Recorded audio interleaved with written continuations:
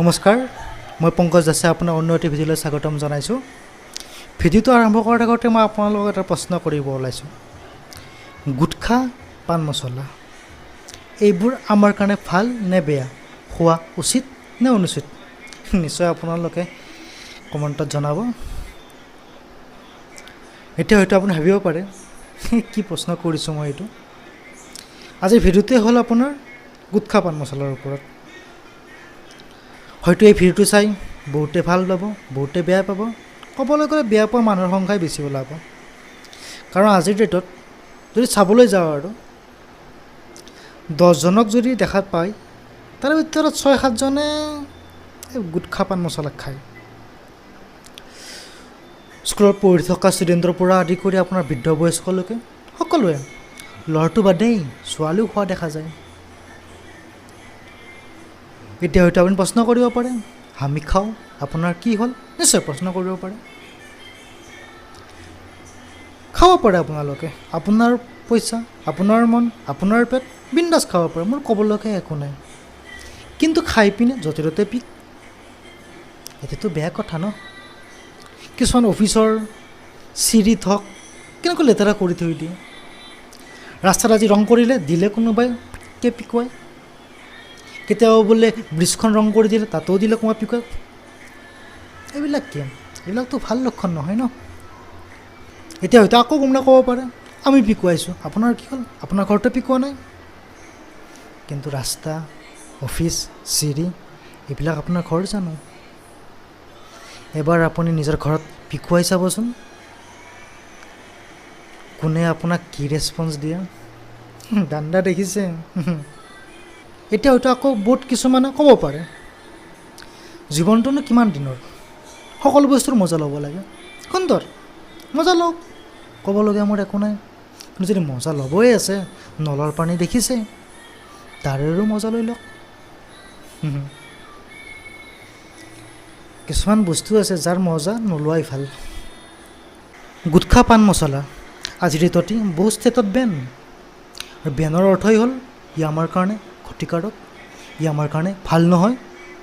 আপুনি গুগলিং কৰি চাব পাৰে, তাত আপুনি বিভিন্ন দেখা পাব ইয়াত কি কি ষ্টেটত বেন হৈ আছে, ই আমাৰ স্বাস্থ্যৰ কাৰণে কেনেকুৱা ধৰণৰ ক্ষতিকাৰক, চব পাই যাব আপুনি। এতিয়া আহোঁ মূল কথাটোলৈ। অমিতাভ বচ্চনক চিনি পায় আপুনি? আপুনি ভাবিছে কি প্ৰশ্ন কৰি দিলোঁ, অমিতাভ বচ্চনক চিনি নাপাওঁ? অমিতাভ বচ্চনক চিনি নোপোৱা মানুহ কোন আছে? চাবলৈ গ'লে আমাৰ ইণ্ডিয়াত প্ৰত্যেকজন ব্যক্তিয়ে চিনি পাওঁ অমিতাভ বচ্চনক। নেক্সট প্ৰশ্ন, কি হিচাপে চিনি পাই তেওঁক? সৰুৰ পৰাই দেখি আহিছোঁ এজন হিৰো হিচাপে, যিয়ে নিজৰ জীৱনটো বহুত ষ্ট্ৰাগলৰ মাধ্যমেৰে আজিৰ ডেটত বিগ বি হিচাপে পৰিচিত হৈছে, যাক প্ৰত্যেকজন ব্যক্তিয়ে প্ৰায় ৰেচপেক্ট কৰে। মানে ক'বলৈ গ'লে এখন সমাজৰ বা আমাৰ দেশৰ এজন সন্মানীয় ব্যক্তি। তেন্তে এনেকুৱা এটা লেভেল পোৱাৰ পিছত আমি তেওঁৰ পৰা কি আশা কৰোঁ? নিশ্চয় এনেকুৱা এটা বস্তু আশা কৰোঁ যিটো সমাজৰ কাৰণে ভাল হওক, সমাজত যাতে ভাল এটা নাম যায়, সমাজত যাতে এটা ভাল উপদেশ যায়, কেনেকুৱা বস্তু আশা কৰোঁ তেওঁৰ পৰা আমি। কিন্তু 2 দিনমান আগত দেখিলোঁ কমলা পচন্দৰ এডভাৰটাইজ। এইটো কি কথা?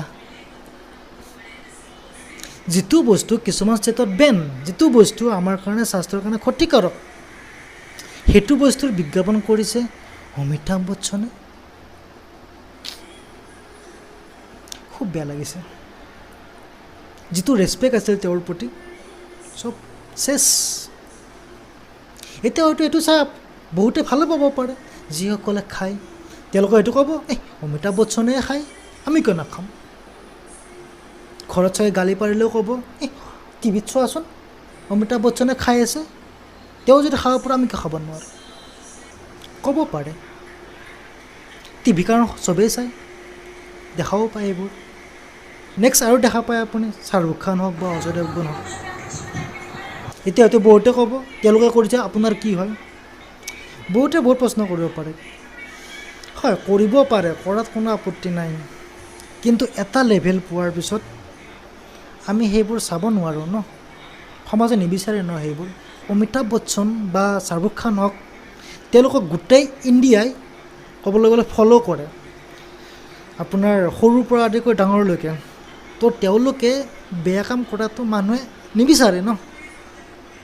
তেওঁলোকৰ পৰা এটা বস্তুৱে বিচাৰে, তেওঁলোকে ভাল কাম কৰক।